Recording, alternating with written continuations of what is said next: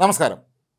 മുൻ M L A P V അൻവറിൻ്റെ വീട്ടിലും അദ്ദേഹത്തിൻ്റെ സഹപ്രവർത്തകരുടെ വീടുകളിലുമൊക്കെ തന്നെ ഇ ഡി ഇന്ന് റെയ്ഡ് നടത്തുകയാണ്.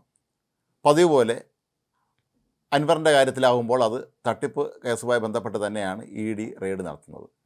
കേരള ഫിനാൻഷ്യൽ കോർപ്പറേഷനിൽ നിന്ന് KFCയിൽ നിന്ന് സർക്കാർ സ്ഥാപനമായ KFCയിൽ നിന്ന് എടുത്ത 12 കോടിയുടെ വായ്പയുമായി ബന്ധപ്പെട്ടാണ് ഈ റെയ്ഡ് നടക്കുന്നതെന്നാണ് ഇപ്പോൾ പുറത്തു വരുന്ന വിവരം. അൻവർ പതിവ് തിരിച്ചിട്ടില്ല, ഈ വായ്പ തിരിച്ചടച്ചിട്ടില്ല.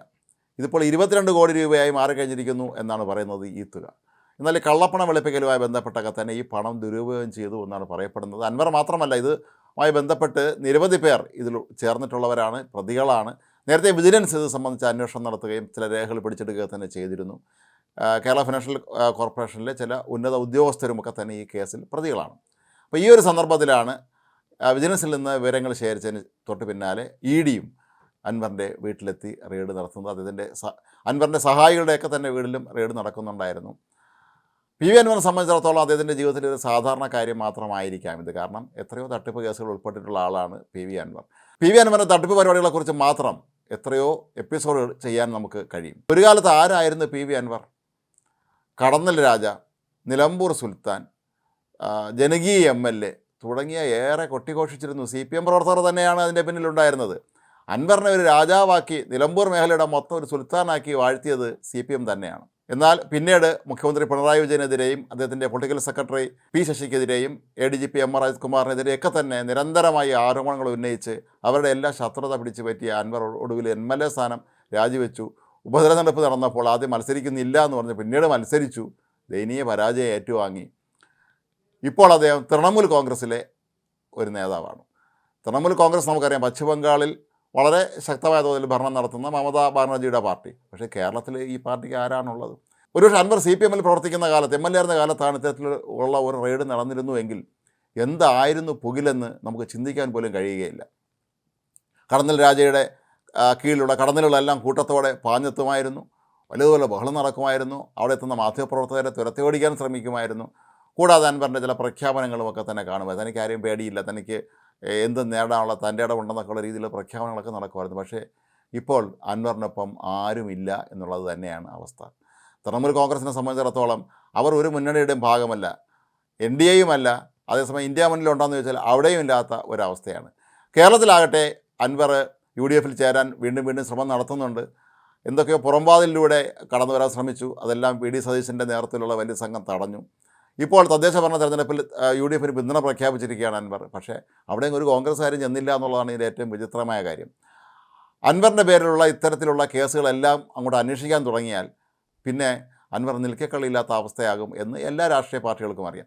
CPMനെ സംബന്ധിച്ചിടത്തോളം അവർക്കൊപ്പം നിൽക്കുന്ന കാലത്ത് മാത്രമായിരിക്കും ഏതൊരാളിനെ അവർ വിശുദ്ധനായി പ്രഖ്യാപിക്കുക. അവരുടെ കൂട്ടത്തിൽ നിന്ന് ഒഴിഞ്ഞു പോയി കഴിഞ്ഞാൽ അയാളെ ഏറ്റവും പുറകെ നടന്ന് വളഞ്ഞിട്ട് ആക്രമിക്കുന്ന പാർട്ടി CPM തന്നെയായിരിക്കും.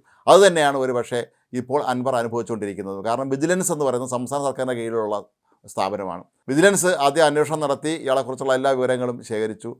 തൊട്ട് പിന്നാലെയാണ് ഇപ്പോൾ EDയും എത്തിയിരിക്കുന്നത്. വിജിലൻസ് ശേഖരിച്ച വിവരങ്ങൾ ഒരുപക്ഷെ ഞെട്ടിപ്പിക്കുന്നതെന്തെങ്കിലും ആയിരിക്കാം. അതുകൊണ്ട് തന്നെ ആയിരിക്കാം ഇപ്പോൾ EDയും ഇയാളെക്കുറിച്ചുള്ള അന്വേഷണം നടത്താനെത്തിയത്.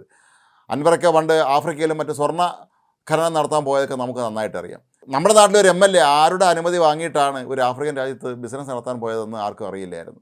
ചോദിക്കുന്നവരെയൊക്കെ തന്നെ സമൂഹ മാധ്യമങ്ങളിലൂടെ നേരിടുന്നതായിരുന്നു അൻവറിൻ്റെ രീതി.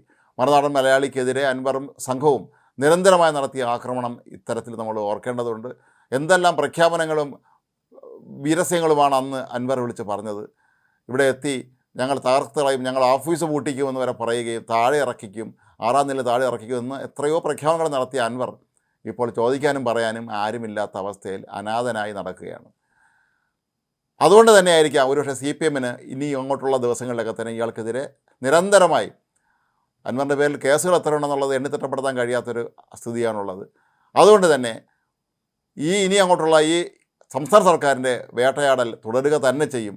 കേന്ദ്ര സർക്കാർ കൂടി വരികയാണെങ്കിൽ അൻവർക്കയുടെ രാഷ്ട്രീയ ഭാവി എന്താകുമെന്ന് നമുക്ക് ഊഹിക്കാനേ കഴിയൂ. അടുത്ത നിയമസഭാ തെരഞ്ഞെടുപ്പ് വരുമ്പോൾ MLA ആവാൻ ആഗ്രഹിക്കുന്ന അൻവറിന് ഇനി അതിന് നോമിനേഷൻ കൊടുക്കാൻ കഴിയുമോ എന്ന് തന്നെ സംശയകരമായ രീതിയിലായിരിക്കാം ഒരുപക്ഷെ സംസ്ഥാന സർക്കാർ കരുക്കൾ മുന്നോട്ട് നീക്കുന്നത്. കാരണം എത്രയോ കേസുകൾ ഉൾപ്പെട്ടിട്ടുള്ള വ്യക്തിയാണ് അൻവർ.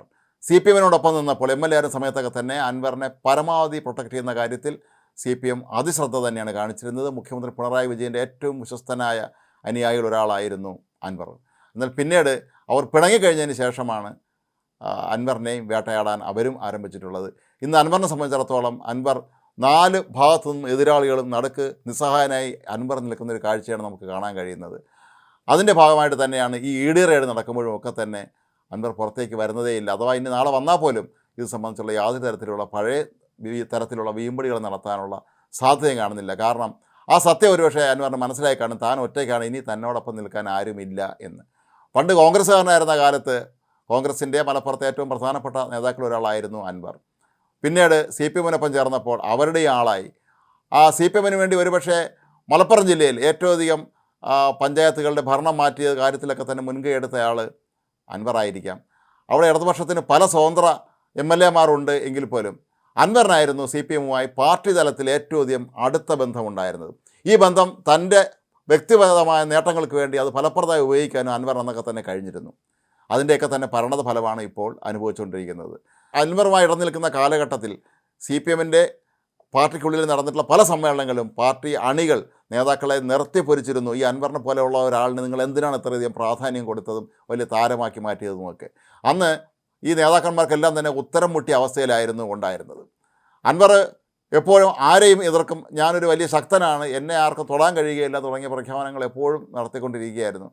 നിലമ്പൂരിലെ സുൽത്താൻ ഞാൻ തന്നെയാണ് എന്നുള്ള രീതിയിലാണ് അദ്ദേഹം പ്രവർത്തിച്ചിരുന്നത്. പക്ഷേ ഇപ്പോൾ ഇ ഡി കൂടി ഇപ്പോൾ റെയ്ഡിനെത്തിയതോടെ ഒരു കാര്യം മനസ്സിലായി, അൻവറിനൊപ്പം ആരുമില്ല. കഷ്ടകാലം വരുമ്പോൾ അതും കൂട്ടത്തോടെ എന്ന് പറയുന്നത് പോലെ അൻവറിനിപ്പോൾ അത്ര നല്ല സമയമല്ല. നേരത്തെ ചെയ്ത പ്രവൃത്തികളുടെ അനിവാര്യമായ പരിണത ഫലം ഇപ്പോൾ അൻവർ അനുഭവിച്ചുകൊണ്ടിരിക്കുകയാണ്. അതുകൊണ്ട് തന്നെ പഴയ കടന്നൽ കൂട്ടങ്ങളൊന്നും തന്നെ ഇനി കൂട്ടത്തോടെ എത്തുകയില്ല എന്നുള്ള സത്യവും അൻവർ മനസ്സിലായി കാണും. ഏതായാലും ഇനി അങ്ങോട്ടുള്ള നാളുകൾ അൻവറിന് ഇ ഡി ഓഫീസും ഒരുപക്ഷെ വിജിലൻസിൻ്റെ ഓഫീസും ഒക്കെ കയറി ഇറങ്ങാനായിരിക്കും തലയിലെഴുത്ത് എന്ന് തന്നെ ഈ അവസരത്തിൽ നമുക്ക് പറയേണ്ടി വരും.